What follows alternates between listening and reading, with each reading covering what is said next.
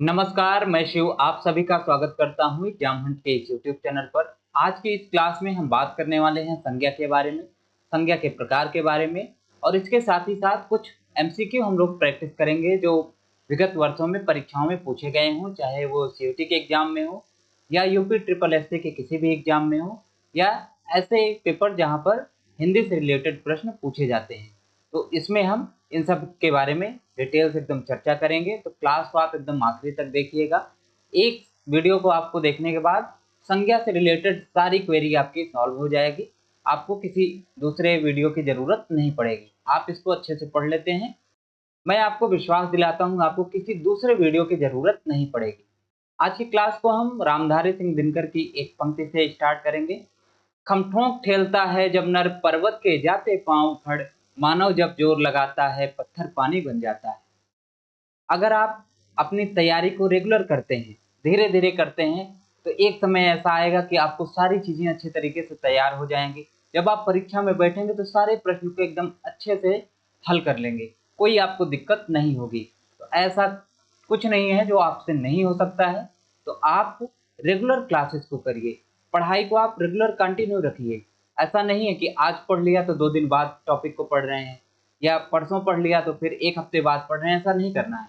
आप आज पढ़िए तो आप कल उसको रिवाइज कर लीजिए, परसों उसको आप 2 मिनट टाइम दीजिए, उसके बाद आप थोड़ा और कम टाइम दीजिए। ऐसे करेंगे, रेगुलर आप करते रहेंगे तो आपको चीज़ें याद रहेंगी। तो अब हम लोग क्लास की शुरुआत करते हैं। यहाँ पर हम लोग संज्ञा के बारे में बात करेंगे। सबसे पहले हम लोग जान लेते हैं कि संज्ञा की परिभाषा क्या है। संज्ञा की परिभाषा तो आप पिछली कक्षाओं में पढ़े होंगे कि संज्ञा किसे कहते हैं। तो संज्ञा जो है वो किसी व्यक्ति, संज्ञा की परिभाषा में दिया है कि किसी व्यक्ति, वस्तु, स्थान, प्राणी या भाव के नाम को संज्ञा कहते हैं। प्राणी या भाव के नाम को संज्ञा कहते हैं। भाव के नाम को संज्ञा कहते हैं। संज्ञा कहते हैं। अब यहाँ पर एक एक वर्ड को हम देख लेते हैं। जैसे यहाँ पर लिखा है कि व्यक्ति, दूसरा दिया गया है वस्तु, फिर स्थान, फिर प्राणी और उसके बाद भाव। व्यक्ति, व्यक्ति में कौन कौन सी चीजें आएंगी, जैसे किसी का नाम हो गया, जैसे राम, मोहन, शिव, राधा। अब यहाँ पर किसी व्यक्ति का नाम आ रहा है तो आपके ये संज्ञा के अंतर्गत आएंगी। वस्तु, वस्तुएं जैसे मेज, कलम, कंप्यूटर, ये जो वस्तुएं हैं ये आपके संज्ञा के अंतर्गत आएंगी। फिर स्थान है तो कोई भी स्थान हो, चाहे स्थान का नाम जैसे इलाहाबाद, इसका नाम बदल गया, प्रयागराज हो गया है। वाराणसी, भारत, उसके बाद अमेरिका। तो ये जो किसी स्थान के बारे में बता रहे हैं ये जो है स्थानवाचक संज्ञाएं होती हैं। उसके बाद प्राणी, तो प्राणी में जैसे गाय, बैल, बकरी, ये जो है इस संज्ञा के अंतर्गत आएंगे। फिर दिया है भाव, भाव जैसे दया, दया जो है किसी एक भाव के बारे में बता रहा है। मित्रता, मित्रता, ईमानदार, ईमानदारी, ये जो है आपके संज्ञा के बारे में बताते हैं। तो अब हम लोग इसके बारे में एक एक को डिटेल से देख लेते हैं। परिभाषा, परिभाषा अभी हमने बताया। संज्ञा कि किसी व्यक्ति, वस्तु, स्थान, प्राणी या भाव के नाम को संज्ञा कहते हैं। किसी व्यक्ति, वस्तु, स्थान या प्राणी या भाव के नाम को संज्ञा कहते हैं। व्यक्ति के उदाहरण हमने बता दिया, वस्तु, स्थान, प्राणी और भाव, सभी के उदाहरण दे दिया। कुछ यहाँ पर उदाहरण दिया गया है, जैसे मनुष्य, मूर्खता, राम, सेना आदि। संज्ञा के कुछ कार्य होते हैं, इनके प्रमुख कार्य हैं, जैसे व्यक्तियों के नाम का बोध कराना, व्यक्तियों, नदियों, पहाड़ों, राज्यों, देशों, महादेशों, पुस्तकों, पत्र पत्रिकाओं, ग्रह नक्षत्रों, दिनों, महीनों आदि के नाम का बोध कराते हैं, जैसे बलराम, गंगा, विंध्याचल, बिहार, रूस, एशिया, कामायनी, चंदा मामा आदि। तो ये जो है संज्ञा के बारे में बता रहे हैं। दूसरा यहाँ पर दिया गया है कि पशुओं, पक्षियों, मिठाइयों, सवारियों आदि के नामों का बोध कराया जाता है, जैसे गाय, कबूतर, जलेबी, साइकिल आदि। समूह का भी बोध संज्ञा के माध्यम से ही होता है, जैसे झुंड, सेना। इसके अलावा जो भी धातुएं होती हैं, द्रव्य होते हैं, उनका भी बोध इससे होता है, जैसे सोना, चांदी, घी, पानी आदि। व्यक्तियों या पदार्थों के भाव, गुण, धर्म आदि का इससे पता चलता है, जैसे दया, कृपा, मित्रता, उष्णता, चतुराई। तो ये सब जो है इससे पता हमको चलते रहते हैं। संज्ञा के भेद जो है, जनरली आप संज्ञा के जब भेद पढ़ते होंगे तो आपको 5 प्रकार के भेद बताए जाते होंगे। 5 प्रकार से। 5 प्रकार में क्या क्या है, जैसे व्यक्तिवाचक संज्ञा, जातिवाचक संज्ञा, भाववाचक संज्ञा, समूहवाचक संज्ञा। तो ये सभी जो है वो आप पढ़े होंगे, लेकिन यहाँ पर कुछ उसी को अलग तरीके से कैटेगराइज किया गया है, उसको देख लेते हैं। तो संज्ञा के भेद में अनेक आधार पर इनका भेद किया गया है। पहला वर्गीकरण है वस्तु कैसे है, वस्तु जो है वो जीवित है या नहीं है, उसमें प्राण है या नहीं है, इस आधार पर इसका जो है बोध आपका, इस आधार पर इसका डिवीजन किया गया है। तो यहाँ पर दिया गया है कि प्राणीवाचक संज्ञा और अप्राणीवाचक संज्ञा। प्राणीवाचक संज्ञा में क्या होता है कि इसमें प्राण होता है, ये जो है जीवित होती है। अप्राणीवाचक संज्ञाएं क्या होती हैं, वो निर्जीव होती है, तो ये यहाँ पर इसके बारे में हुआ। जैसे लड़का, घोड़ा, पक्षी, तो ये सब जो है चल फिर सकते हैं, तो इनको प्राणीवाचक संज्ञा के अंतर्गत रखा गया है। लेकिन जैसे पेड़, ईंट, दीवार, ये सब जो है इसमें जीवन नहीं पाया जाता है, ये चल फिर नहीं सकते, बोल नहीं सकते, इसलिए इनको अप्राणीवाचक संज्ञा के अंतर्गत रखा गया है। दूसरा वर्गीकरण गणना के आधार पर किया गया है। गणना के आधार पर, जैसे जिन वस्तुओं को हम लोग गिन सकते हैं और कुछ वस्तुएं होती हैं जिनको नहीं गिन सकते हैं। जैसे जो बड़ी वस्तुएं जो होती हैं, जैसे आम हुआ, तो आम को हम लोग गिन सकते हैं 1 2 3 4, तो इसको गणनावाचक के अंतर्गत रखेंगे। लेकिन जैसे दूध हुआ, सरसों हुआ, पानी हुआ, इसको हम नहीं गिन सकते हैं, इसको अगणनीय संज्ञा के अंतर्गत रखते हैं। तो गणना वाले संज्ञा में जो चीजें रहती हैं उनको वचन के आधार पर वर्गीकृत किया जा सकता है, जिसमें एक वचन और बहुवचन होते हैं। लेकिन जो अगणनीय संज्ञा होती है, जिसकी गणना नहीं की जा सकती, जिसे नहीं गिना जा सकता, उनको हमेशा एक वचन में ही प्रयोग किया जाता है। तो गणनीय संज्ञा जो है शब्द कौन कौन से होते हैं, इसमें जातिवाचक जो संज्ञाएं हैं वो होती है, तो ये इनके जो है गणना की जा सकती है। लेकिन जो अगणनीय है वो है व्यक्तिवाचक संज्ञा, द्रव्यवाचक संज्ञा, समूहवाचक संज्ञा और भाववाचक संज्ञा। इनकी गणना जो है वो नहीं की जा सकती है। हिंदी व्याकरण में सभी प्रकार की संज्ञाओं को 2 भागों में बांटा गया है, एक वस्तु की दृष्टि से और दूसरा धर्म या विशेषता की दृष्टि से। धर्म का मतलब कि उसके भाव के बारे में बता रहा है, भाव के बारे में, और दूसरा जो है जैसे व्यक्तिवाचक, जातिवाचक, समूहवाचक, द्रव्यवाचक। तो मुख्य रूप से 5 आपकी ये संज्ञाएं हैं। 5 प्रकार से संज्ञा का विभाजन किया गया है। व्यक्तिवाचक संज्ञा, जातिवाचक, समूहवाचक, द्रव्यवाचक और भाववाचक संज्ञा है। तीसरा वर्गीकरण व्युत्पत्ति के आधार पर किया गया है। व्युत्पत्ति के आधार पर, तो आप जब शब्द विचार की क्लास को हमारे किए होंगे तो वहां पर हमने बताया था कि रूढ़ शब्द क्या होते हैं, यौगिक शब्द क्या होते हैं और योग रूढ़ शब्द क्या होते हैं। एक बार यहाँ फिर से आपको बता देते हैं कि रूढ़ शब्द क्या होते हैं, ऐसे संज्ञा शब्द जिनके खंड निरर्थक होते हैं। कहने का मतलब, जैसे ले लिया गया आम, आम का उदाहरण यहाँ पर लिया गया।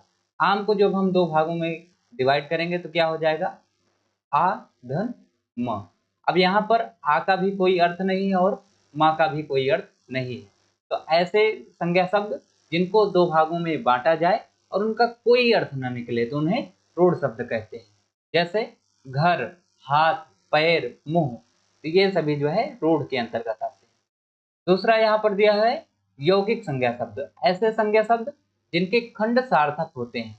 जैसे रसोई घर, तो रसोई घर को आप दो भागों में बांटेंगे तो ये बनेगा रसोई धन घर। तब यहाँ पर रसोई का भी अर्थ निकल रहा है और घर का भी अर्थ है। तो ऐसे शब्द को जो है यौगिक शब्द कहते हैं। इनमें जैसे पाठशाला, विद्यार्थी, पुस्तकालय, हिमालय, तो ये सब यौगिक शब्द के अंतर्गत आते हैं। अगला जो है संज्ञा शब्द के अंतर्गत ही व्युत्पत्ति के आधार पर तीसरा वर्गीकरण है योग रूढ़ शब्द। तो योग रूढ़ शब्द ऐसे होते हैं जो रूढ़ शब्दों के संयोग से मिलकर बने होते हैं, मेल से बने होते हैं, और इनका जब हम लोग विच्छेद करते हैं, दो भागों में बांटते हैं, तब उसका एक विशेष अर्थ निकलता है। जैसे यहाँ पर उदाहरण दिया गया है पंकज। पंकज को दो भागों में बांटेंगे तो हो जाएगा पंख धन जा। अब यहाँ पंख का मतलब होता है कीचड़, कीचड़, और जा का मतलब होता है उत्पन्न, उत्पन्न। तब कीचड़ से जो उत्पन्न होता है, कीचड़ से क्या उत्पन्न होता है? कीचड़ से ही कमल खिलता है, कीचड़ में ही कमल खिलता है। तो पंकज का विशेष अर्थ हो गया कमल। तो यहाँ पर एक विशेष अर्थ बता रहा है, इसलिए इसको योग रूढ़ शब्द कहते हैं। चौथा वर्गीकरण जो अभी हमने आपको बताया कि अर्थ के आधार पर आप शुरू से ही पढ़ते आ रहे हैं, जिसमें व्यक्तिवाचक संज्ञा, जातिवाचक संज्ञा, समूहवाचक संज्ञा, द्रव्यवाचक संज्ञा और भाववाचक संज्ञाएं इसमें सम्मिलित हैं। एक एक की परिभाषा के बारे में हम लोग अब देख लेते हैं कि व्यक्तिवाचक संज्ञा किसे कहते हैं। व्यक्तिवाचक संज्ञा में किसी विशेष व्यक्ति या स्थान का बोध होता है। जैसे यहाँ पर व्यक्तियों के नाम, तो जितने भी व्यक्तियों के नाम आएंगे, चाहे वो किसी भी समय के हों, तो उनका नाम जो है व्यक्तिवाचक संज्ञा के अंतर्गत आएगा। जैसे यहाँ पर नाम दिया गया है तुलसीदास, महेश, राम, श्याम, मोहन, सीता, गीता, ये सभी व्यक्तिवाचक संज्ञा के अंतर्गत आएंगे।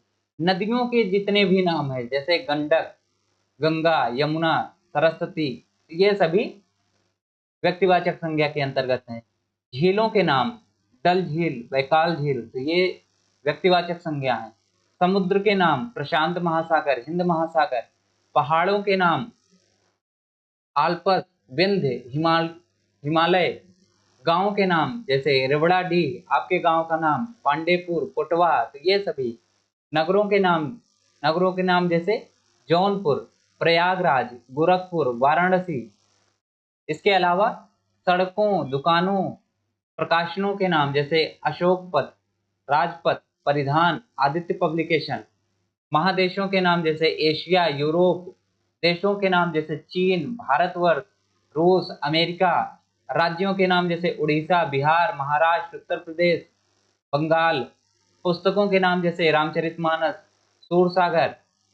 पत्र पत्रिकाओं के नाम जैसे दिनमान, अवकाश जगत, हिंदुस्तान। त्योहारों, ऐतिहासिक घटनाओं के नाम जैसे गणतंत्र दिवस, बाल दिवस, रक्षाबंधन, शिक्षक दिवस, होली, गोलमेज कॉन्फ्रेंस। ग्रह नक्षत्रों के नाम जैसे चंद्र, रोहिणी, सूर्य। महीनों के नाम जैसे अश्विन, कार्तिक, जनवरी, फरवरी, मार्च। दिनों के नाम जैसे सोमवार, मंगलवार, बुधवार। तो इतनी सारी चीजें जो इसमें किसी नाम के बारे में बताएं, किसी विशेष व्यक्ति के बारे में बताएं, तो ये व्यक्तिवाचक संज्ञा के अंतर्गत आते हैं। अगला यहाँ पर डिवीजन दिया गया है, प्रकार है जातिवाचक संज्ञा। जातिवाचक संज्ञा किसे कहते हैं? इसमें किसी व्यक्ति या प्राणी की संपूर्ण जाति का बोध कराया जाता है। जैसे गाय, अगर गाय बोल दिया गया तो सारी जितनी भी गाय हैं उसके अंतर्गत आ जाएंगी। नदी, नदी बोल दिया गया तो जितनी नदियां हैं सभी उसमें कलेक्टिव रूप से आएंगे। पहाड़, मनुष्य, तो ये जातिवाचक संज्ञा है। जातिवाचक संज्ञाओं में ही संपूर्ण जाति जो है उसकी समाहित होती है। जैसे गाय किसी एक गाय को नहीं कहते, अपितु यह संपूर्ण गोजाति के लिए प्रयुक्त होता है। मनुष्य किसी एक व्यक्ति के बारे में नाम नहीं बता रहा है, जबकि ये पूरी मानव जाति के बारे में आपको बता रहा है। प्राणीवाचक संज्ञा कौन कौन से होते हैं, जैसे पशुओं के नाम, पक्षियों के नाम, कीट पतंगों के नाम, ये सभी जातिवाचक के अंतर्गत आएंगे। जैसे खटमल, गाय, घोड़ा, चील, मैना।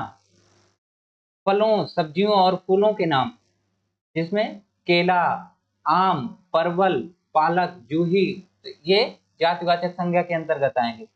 पहनने, ओढ़ने, बिछाने वाले सामान, जैसे कुर्ता, जूता, तकिया, तोशक, घड़ी, धोती, साड़ी। अन्न, मसाले, मिठाई, इनके नाम, जैसे गेहूं, चावल, जलेबी, तेजपत्ता, रसगुल्ला, तो ये सभी हैं। इसके अलावा विभिन्न प्रकार की सामग्रियां, जैसे अलमारी, कुर्सी, घड़ी, टेबल। सवारियों के नाम, जैसे नाव, मोटर, रेल, साइकिल। संबंधियों के नाम, जैसे भाई, बहन, माता पिता। व्यावसायिक पदों के नाम, जैसे दर्जी, धोबी, भंगी, राज्यपाल। तो ये सभी जातिवाचक संज्ञा के अंतर्गत आते हैं। अब आपको समझ में आ गया होगा कि जातिवाचक संज्ञा में किसी विशेष व्यक्ति के बारे में नहीं बताया जाता, जबकि संपूर्ण जाति के बारे में आपको बताया जाता है। वहीं व्यक्तिवाचक संज्ञा में किसी एक व्यक्ति के बारे में, किसी एक स्थान के बारे में जो विशेष होता है उसके बारे में बताया जाता है। अगला है समूहवाचक संज्ञा। तो समूहवाचक संज्ञा पदार्थों में पूरे समूह का बोध होता है, जैसे गिरोह, झब्बा, झुंड, दल, सभा, सेना। ये सभी समूहवाचक संज्ञा के अंतर्गत आते हैं।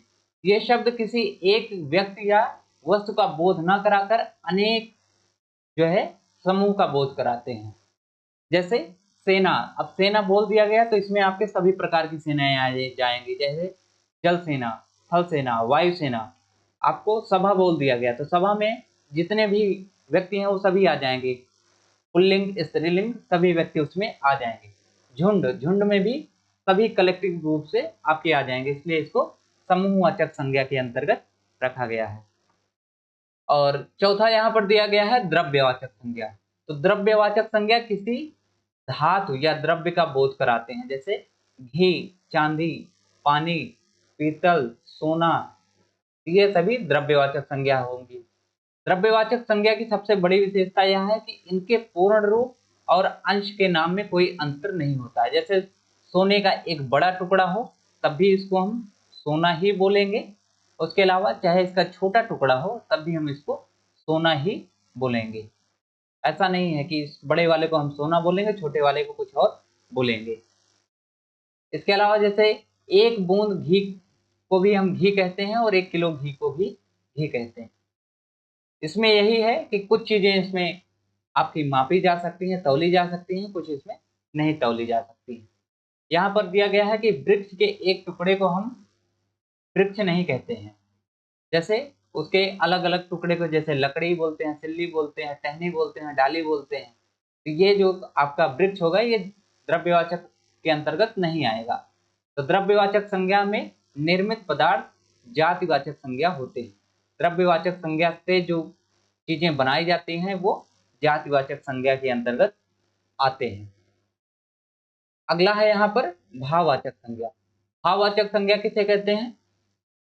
जिस संज्ञा शब्द से किसी व्यक्ति या पदार्थ के भाव, गुण या धर्म के बारे में पता चलता है उसे हम भाववाचक संज्ञा कहते हैं। जैसे अच्छाई, चौड़ाई, मिठास, लंबाई, वीरता, ये सभी भाववाचक संज्ञा हुई। भाववाचक संज्ञा में जैसे कुशाग्रता, चतुराई, सौंदर्य, कृपणता, मित्रता, शत्रुता, जवानी, बचपन, बुढ़ापा, ऊंचाई, चौड़ाई, लंबाई, दौड़ धूप, पढ़ाई लिखाई, फुर्ती, शीघ्रता, सुस्ती, कड़वापन, कसैलापन, तितास, मिठास, भावनाएं जैसे करुणा, क्षोभ, दया। तो ये जो है आपके भाववाचक संज्ञा के अंतर्गत आते हैं, भाववाचक संज्ञा के अंतर्गत आते हैं। अब भाववाचक संज्ञाओं का निर्माण कैसे किया जाता है? तो भाववाचक संज्ञाओं का निर्माण जो है वो संज्ञा के शब्दों से किया जाता है। जैसे जातिवाचक संज्ञा से, जैसे नर से नरता बना है, नारी से नारित्व, बड़ा से ये यहाँ पर होगा बूढ़ा, तो बूढ़ा से आपका बुढ़ापा बना है, मनुष्य से मनुष्यता, व्यक्तिवाचक संज्ञा जैसे राम से रामत्व, रावण से रावणत्व, शिव से शियल। और यहाँ पर सर्वनाम है तो सर्वनाम से जैसे अपना से अपनत्व, अहम से अहंकार, मम से ममता। विशेषण से जैसे कठोर से कठोरता, गुरु से गुरुता, चौड़ा से चौड़ाई, बहुत से बहुतायत, सुंदर से सुंदरता। क्रिया से जैसे दिखाना से दिखावा बना है, पढ़ना से पढ़ाई, बचना से बचाव, उसके बाद मारना से मार, मिलना से मिलाप। अव्यय जैसे समीप से समीप्य, दूर से दूरी। तो यहाँ पर जातिवाचक संज्ञा, व्यक्तिवाचक सर्वनाम, विशेषण, क्रिया और अव्यय, इनसे भी भाववाचक संज्ञा का निर्माण किया गया है। भाववाचक संज्ञा का निर्माण किया जाता है। अब हम लोगों ने संज्ञा के बारे में, उसकी परिभाषा और उदाहरण के बारे में और उसके प्रकार के बारे में हमने अच्छे तरीके से पढ़ लिया। अब हम लोग संज्ञा से रिलेटेड एमसीक्यू प्रश्न को सॉल्व करेंगे, हल करेंगे। जैसे यहाँ पर पहला प्रश्न दिया गया है, पशु चर रहे हैं। इस वाक्य में पशु कौन सी संज्ञा है? यहाँ पर क्या बोल रहा है कि पशु चर रहे हैं। अभी हमने बताया कि पशु किसके अंतर्गत आएगा। तो यहाँ आपको विकल्प दिया गया है, व्यक्तिवाचक संज्ञा, जातिवाचक संज्ञा, भाववाचक संज्ञा या द्रव्यवाचक संज्ञा। तो इसका उत्तर सही क्या हो जाएगा? यहाँ पर पशु के बारे में बताया जा रहा है। अब पशु के अंदर सारे पशु आ जाएंगे, आपके गाय भी आ जाएगी, भैंस, बैल, घोड़ा आदि जितने भी पशु हैं वो सभी आ जाएंगे। तो ये सभी किस में आते हैं? जातिवाचक संज्ञा के अंतर्गत आते हैं। इसका सही उत्तर हो जाएगा जातिवाचक संज्ञा। अगला प्रश्न दिया गया है, निम्नलिखित में से कौन सा शब्द भाववाचक संज्ञा है? कौन सा शब्द भाववाचक संज्ञा है? यहाँ पर विकल्प दिया गया है, भारत, लड़का, मित्रता, पेड़। यहाँ पर सही उत्तर इसका हो जाएगा मित्रता, क्योंकि ये मित्रता जो है वो भाववाचक संज्ञा है। बाकी जैसे भारत व्यक्तिवाचक संज्ञा है, लड़का ये आपका जातिवाचक संज्ञा है, पेड़ ये भी जातिवाचक संज्ञा है। अगला प्रश्न है, निम्नलिखित शब्दों में से कौन सा शब्द द्रव्यवाचक संज्ञा है? खटाई, मिठास, चमड़ा, ठंड। तो यहाँ पर चमड़ा जो है किसी वस्तु के बारे में बता रहा है, तो ये आपका द्रव्यवाचक संज्ञा है। अगला प्रश्न है कि गाय कौन सी संज्ञा है? अभी कुछ देर पहले मैंने बताया कि गाय जो है वो आपका जातिवाचक संज्ञा के अंतर्गत आएगी। निम्नलिखित विकल्पों में से किस विकल्प में सभी शब्द व्यक्तिवाचक संज्ञाएं हैं?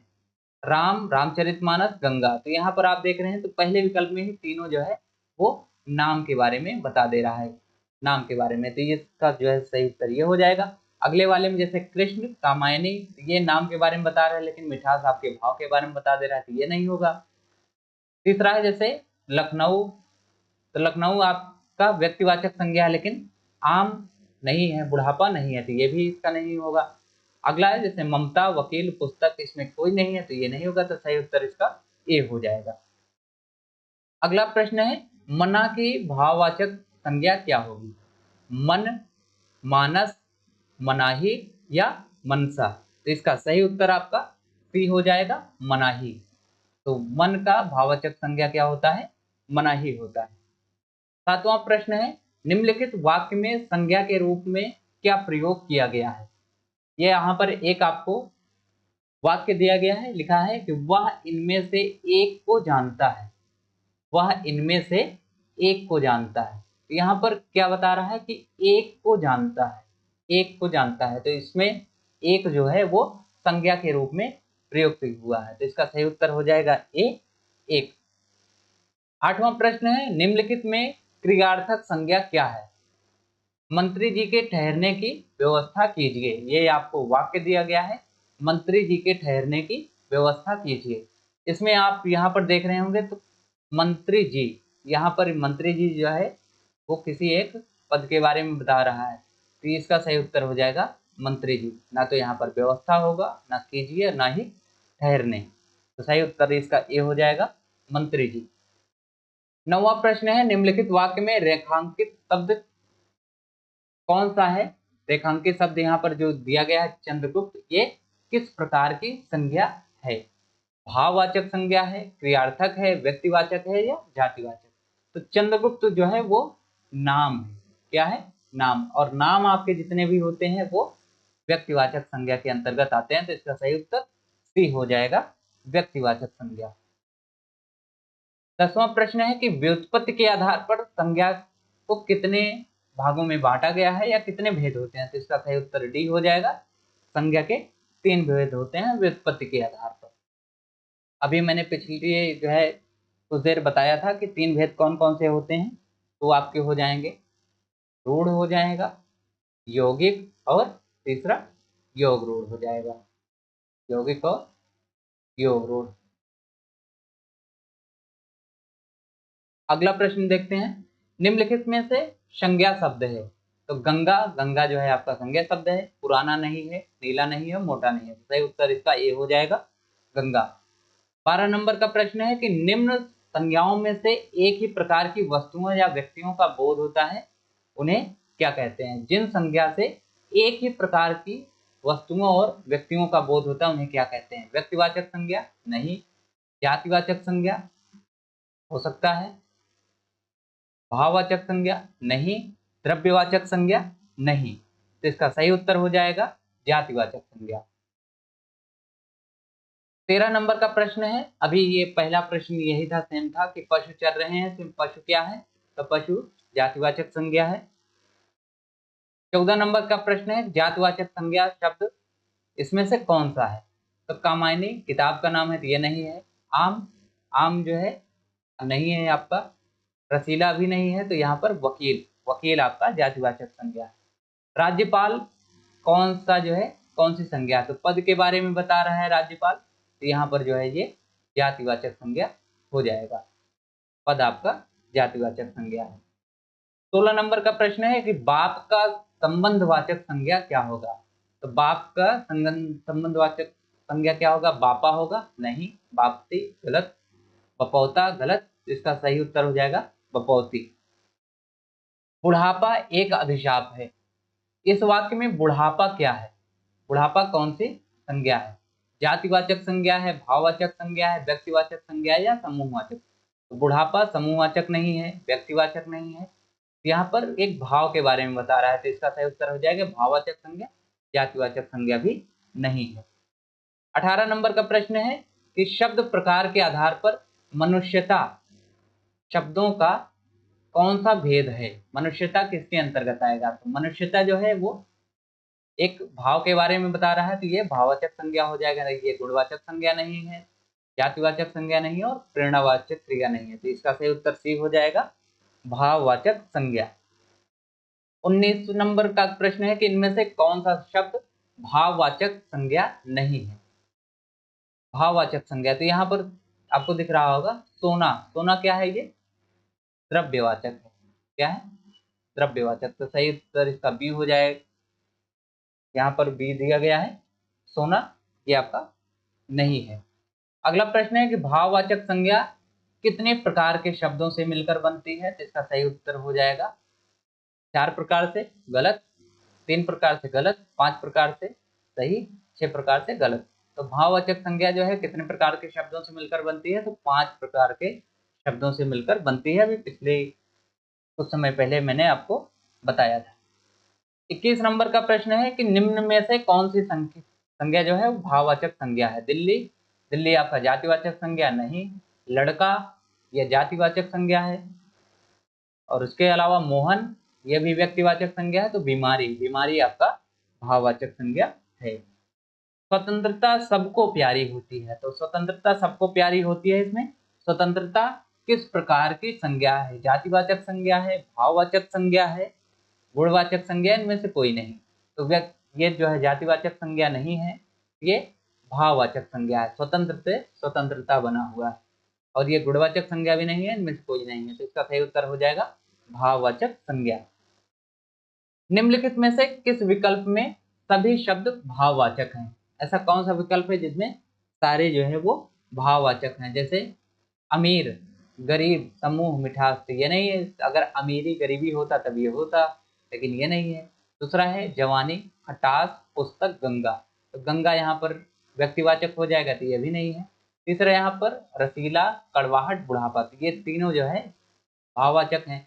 चौथा यहाँ पर दिया गया है धैर्य, चालाकी, उदासी और शोध। शोध जो है आपका जाति वो व्यक्तिवाचक हो जाएगा। तो इसका सही उत्तर हो जाएगा सी, रसीला, कड़वाहट और बुढ़ापा, ये आपके भाववाचक संज्ञाएं हैं।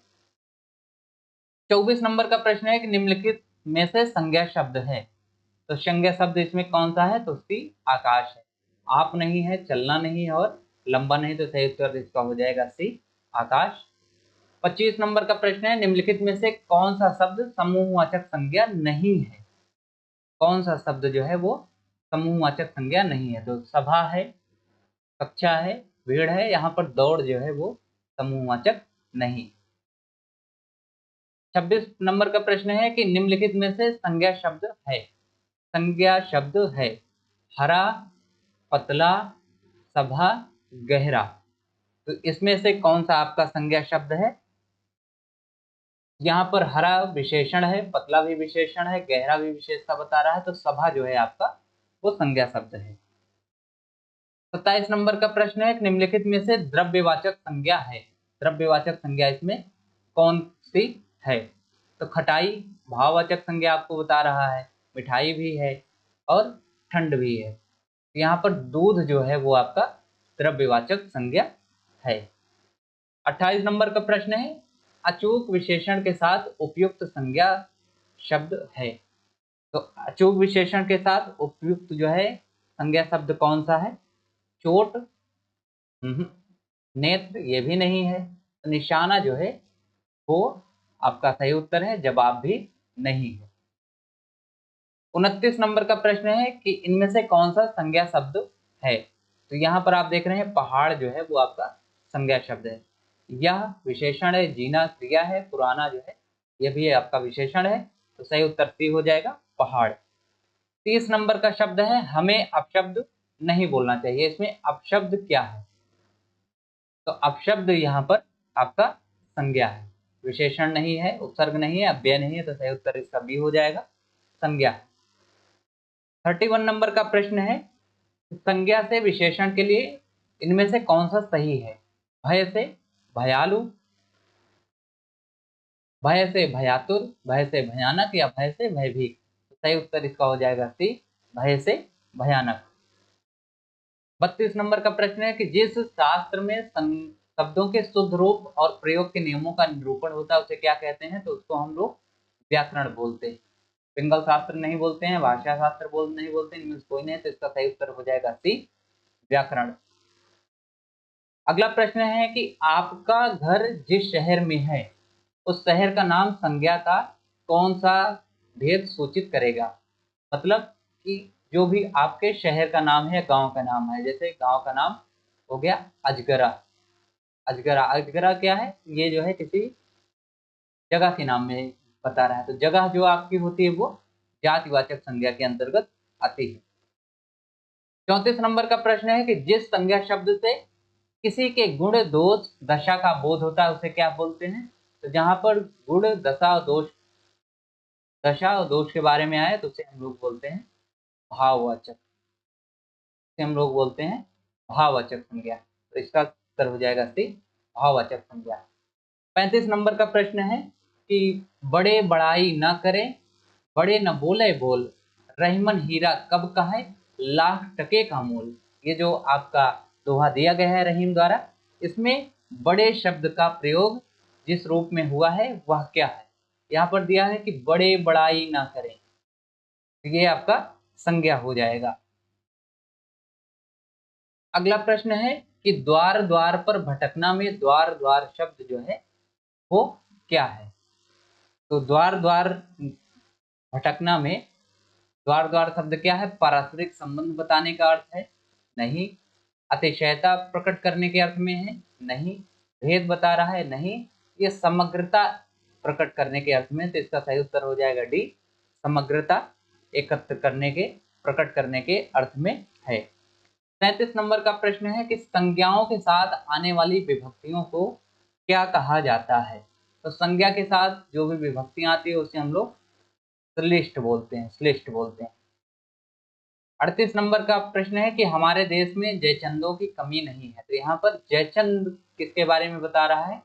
तो जयचंद यहाँ पर नाम तो आपको देखने को मिल रहा है, लेकिन ये व्यक्तिवाचक संज्ञा नहीं होगा, ये जो है आपके जातिवाचक संज्ञा के अंतर्गत आ जाएगा। यहाँ पर उदाहरण दिया जा रहा है कि हमारे देश में जयचंदों की कमी नहीं है, किसी एक व्यक्ति के बारे में नहीं बता रहा, पूरे कलेक्टिव के बारे में आपको बता रहा है, तो इसलिए ये जातिवाचक संज्ञा हो जाएगा। 39 नंबर का प्रश्न है कि इनमें से भाववाचक संज्ञा कौन सी है? तप, तीर, भरत, चिंता। तो यहाँ पर 39 नंबर के प्रश्न में जो आपका चिंता है वो भाववाचक संज्ञा है। राष्ट्र की भाववाचक संज्ञा क्या हो जाएगा? तो राष्ट्र की भाववाचक संज्ञा राष्ट्रीयता होती है। सुंदर की भाववाचक संज्ञा क्या होती है? तो सुंदरता भी होता है और सौंदर्य भी होता है, तो इसका सही उत्तर हो जाएगा ए और डी दोनों। तो सही उत्तर इसका हो जाएगा डी, सुंदर और सुंदरता। 42 नंबर का प्रश्न है प्रयागराज संज्ञा क्या है? तो वो जो है प्रयागराज जातिवाचक संज्ञा है, जगह के बारे में बता रहा है।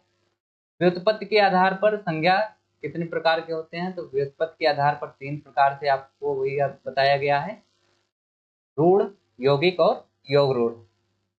अगला है कि दासत्व किस प्रकार की संज्ञा है? तो दासत्व दास की जो है विशेषता बता रहा है, तो ये आपके भाववाचक संज्ञा हो जाएगा। 45 नंबर का प्रश्न है इनमें से व्यक्तिवाचक संज्ञा नहीं है।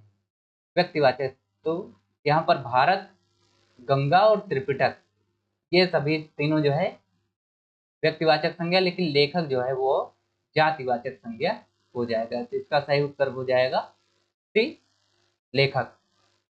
46 नंबर का प्रश्न है कि कवि शब्द में कौन सी संज्ञा है? व्यक्तिवाचक, जातिवाचक, द्रव्यवाचक या भाववाचक? तो कवि जो है वो जातिवाचक के अंतर्गत आएगा, सही उत्तर इसका बी, जातिवाचक हो जाएगा। 45 नंबर का प्रश्न है कि इनमें से भाववाचक संज्ञा है। यहाँ पर भाव के बारे में क्या बता रहा है? तो अमीरी जो है वो भाववाचक संज्ञा है, अमीर नहीं है, गरीब नहीं है, भिक्षुक नहीं है, तो सही उत्तर इसका डी हो जाएगा, अमीरी। और 48 नंबर का प्रश्न है लंका का राजा रावण, ये जो अंडरलाइन किया गया है पद, लंका का राजा रावण, ये रेखांकित शब्द क्या है? ये जो है संज्ञा पदबंध के बारे में बता रहा है, लंका का राजा रावण संज्ञा के बारे में बता रहा है। फिर आपका 49 नंबर का प्रश्न है निम्न विकल्पों में उस विकल्प का चयन कीजिए जो दिए गए वाक्य के अनुसार सही संज्ञा पदबंध का विकल्प हो। 4 ताकतवर लोग उस अलमारी को उठा ले गए। इसमें जो 4 ताकतवर लोग दिया गया है ये आपका संज्ञा है, तो सही उत्तर इसका डी हो जाएगा, 4 ताकतवर लोग। इस सेशन का आखिरी क्वेश्चन 50 नंबर का प्रश्न कि अब मैं कहीं नहीं जा सकता, मैं डाट डाट से चूर हो चुका हूं। तो यहाँ डाट डाट के स्थान पर, रिक्त स्थान पर क्या भरा जाएगा? नाचना, थकाना, थकावट या लिख। इसमें अगर हम थकावट भरते हैं तो इसका सही हो जाएगा कि अब मैं कहीं नहीं जा सकता, मैं थकावट से चूर हो गया हूं। तो इसका सही उत्तर सी हो जाएगा, थकावट। तो ये सेशन का आखिरी क्वेश्चन, टोटल हमने 50 क्वेश्चन आपको कराए और इसके साथ ही हमने संज्ञा के बारे में आपको पूरी परिभाषा बताया, संज्ञा के प्रकार बताया, संज्ञा के आपको उदाहरण बताया और 50 क्वेश्चन कराया। इतना आप पढ़ लेते हैं और इसको आप कई बार 4 से 5 बार रिवाइज कर लेते हैं तो आप संज्ञा से रिलेटेड सारे क्वेश्चन को एकदम अच्छे से हल कर देंगे, कोई आपको दिक्कत नहीं होगी। और रेगुलर अपडेट के लिए आप गूगल प्ले स्टोर से एग्जाम हंट ऐप को जरूर डाउनलोड कर लीजिए, क्योंकि आपको सारे टेस्ट और पीडीएफ वहीं मिलेंगे। आप हमारे इंस्टाग्राम से भी जुड़ सकते हैं और टेलीग्राम से भी जुड़ सकते हैं, ये इंस्टाग्राम और टेलीग्राम की आईडी है। किसी प्रकार की कोई क्वेरी होती है तो आप हमारे हेल्पलाइन नंबर 7388766989 इस पर कॉल और मैसेज के माध्यम से हमसे संपर्क कर सकते हैं। और आप हमारे चैनल को अभी तक सब्सक्राइब नहीं किए हैं तो चैनल को सब्सक्राइब कर लीजिए और गूगल प्ले स्टोर से आप हमारे ऐप को जरूर डाउनलोड करिए। तो आज का सेशन आपको कैसा लगा कमेंट बॉक्स में हमें जरूर बताइए और ये भी आप हमें बताइए कि आप किस एग्जाम के लिए तैयारी कर रहे हैं। तो सेशन कैसा लगा कमेंट बॉक्स में जरूर बताइए। मिलते हैं नेक्स्ट क्लास में जिसमें हम आपको संज्ञा के बारे में बता चुके हैं, सर्वनाम के बारे में बताएंगे, सर्वनाम की परिभाषा, उसके भेद और उसके उदाहरण, साथ ही साथ कुछ एमसीक्यू भी उसमें हम सॉल्व करेंगे। तो ऐसे ही चैनल से जुड़े रहें, ऐसे ही अपना प्यार दिखाते रहें। बहुत बहुत धन्यवाद।